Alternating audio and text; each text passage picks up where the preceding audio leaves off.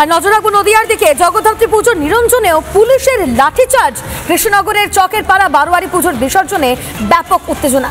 যে প্রতিমা নিরঞ্জন, সেই প্রতিমা নিরঞ্জনকে কেন্দ্র করে ধুমধুমার বেঁধে যায় যারা নিরঞ্জন করতে এসেছিল প্রতিমা, সেই সমস্ত বারোয়ারি ক্লাবগুলোর পক্ষ থেকে। যেটা টিভিতে বা বিভিন্ন সোশ্যাল মিডিয়াতে যে ফুটেজ দেখা গেছে সেটা কিন্তু সত্যিই নিন্দনীয় এবং হাড় হিম করা।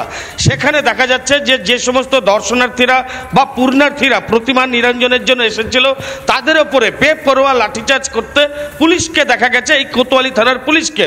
যদিও গতকালকে রাতেবেলায় পুলিশ একটা তাদের প্রেস ব্রিফ দিয়েছে, যাতে পরিষ্কার নদিয়ার কৃষ্ণনগর ডিস্ট্রিক্ট পুলিশের পুলিশ সুপার অমরনাথকে তিনি যেটা জানিয়েছেন যে এই ধরনের কাজটা একমাত্র করা হয়েছিল ডিউটিরত অবস্থায়।